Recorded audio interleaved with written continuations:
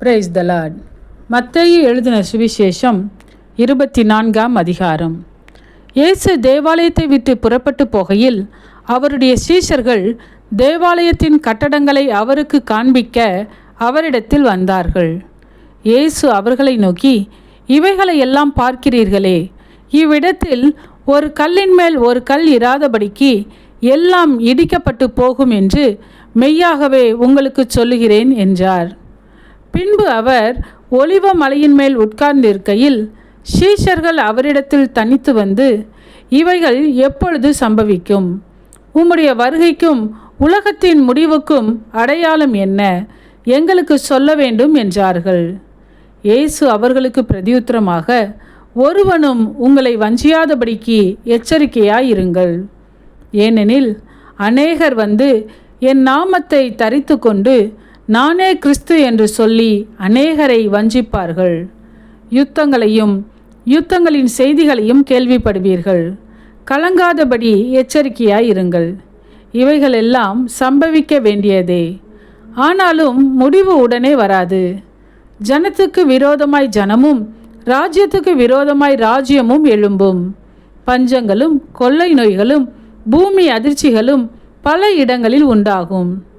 இவைகளெல்லாம் வேதனைகளுக்கு ஆரம்பம். அப்பொழுது உங்களை உபத்திரவங்களுக்கு ஒப்புக்கொடுத்து உங்களை கொலை செய்வார்கள். என் நாமத்தின் நிமித்தம் நீங்கள் சகல ஜனங்களாலும் பகைக்கப்படுவீர்கள். அப்பொழுது அநேகர் இடறல் அடைந்து ஒருவரையொருவர் காட்டிக் கொடுத்து ஒருவரையொருவர் பகைப்பார்கள். அநேக கள்ள தீர்க்கதரிசிகளும் எழும்பி அநேகரை வஞ்சிப்பார்கள்.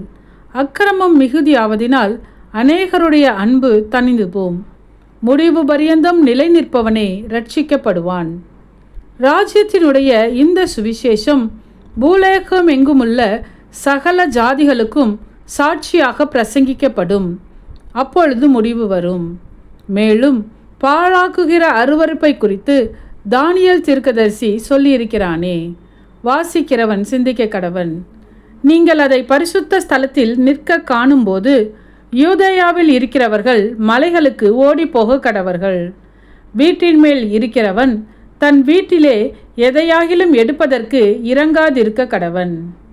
வயலில் இருக்கிறவன் தன் வஸ்திரங்களை எடுப்பதற்கு திரும்பாதிருக்க கடவன்.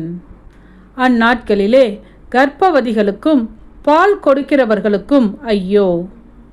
நீங்கள் ஓடிப்போவது மாறி காலத்திலாவது ஓய்வு நாளிலாவது சம்பவியாதபடிக்கு வேண்டிக் கொள்ளுங்கள்.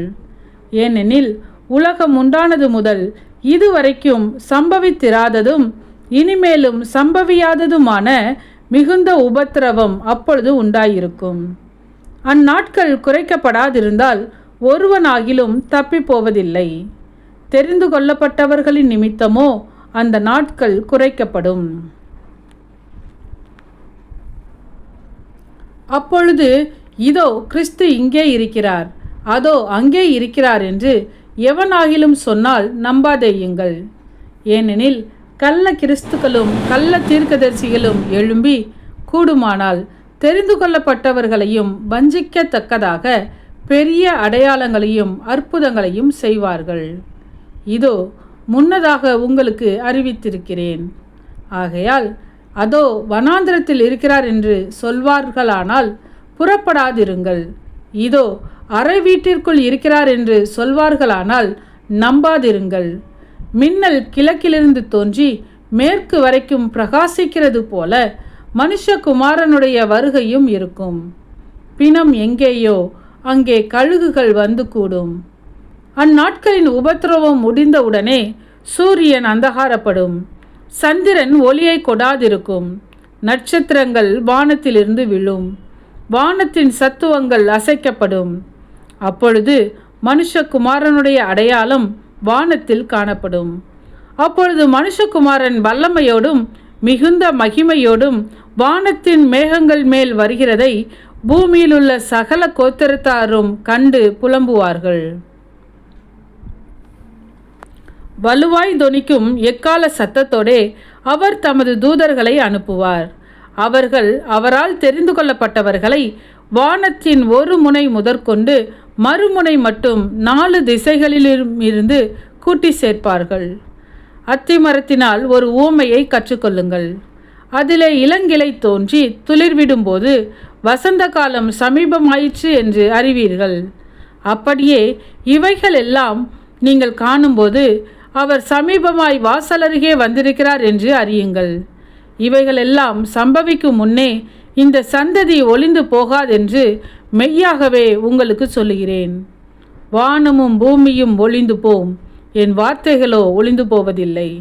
அந்த நாளையும் அந்த நாளிகையையும் என் பிதா ஒருவர் தவிர மற்றொருவனும் அறியான்.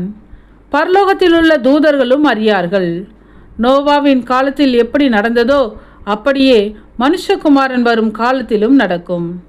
எப்படியெனில் ஜல பிரளயத்துக்கு முன்னான காலத்திலே நோவா பேழைக்குள் பிரவேசிக்கும் நாள் வரைக்கும் ஜனங்கள் புசித்தும் குடித்தும் பெண் கொண்டும் பெண் கொடுத்தும் ஜல பிரளயம் வந்து அனைவரையும் வாரிக்கொண்டு போகும் மட்டும் உணராதிருந்தார்கள்.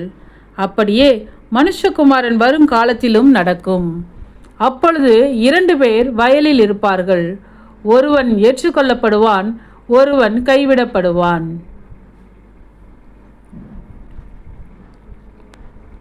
2 ஸ்திரீகள் எந்திரம் அரைத்து கொண்டிருப்பார்கள். ஒருத்தி ஏற்றுக்கொள்ளப்படுவாள், ஒருத்தி கைவிடப்படுவாள்.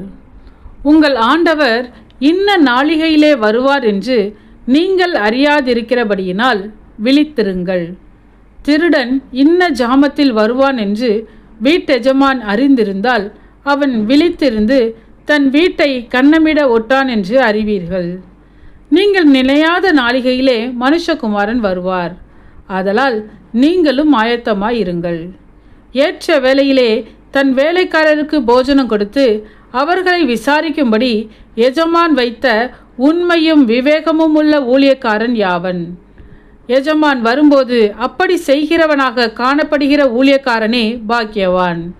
தன் ஆஸ்திகள் எல்லாவற்றின் மேலும் அவனை விசாரணைக்காரனாக வைப்பான் என்று மெய்யாகவே உங்களுக்கு சொல்லுகிறேன். அந்த ஊழியக்காரனோ பொல்லாதவனாயிருந்து என் ஆண்டவன் வர நாள் செல்லும் என்று தன் உள்ளத்திலே சொல்லிக்கொண்டு தன் உடன் வேலைக்காரரை அடிக்கத் தொடங்கி வெறியரோடே புசிக்கவும் குடிக்கவும் தலைப்பட்டால் அந்த ஊழியக்காரன் நினையாத நாளிலும் அறியாத நாளிகையிலும் அவனுடைய எஜமான் வந்து அவனை கடினமாய் தண்டித்து மாயக்காரரோடே அவனுக்கு பங்கை நியமிப்பான். அங்கே அழுகையும் பற்கரிப்பும் உண்டாயிருக்கும். ஆமேன்.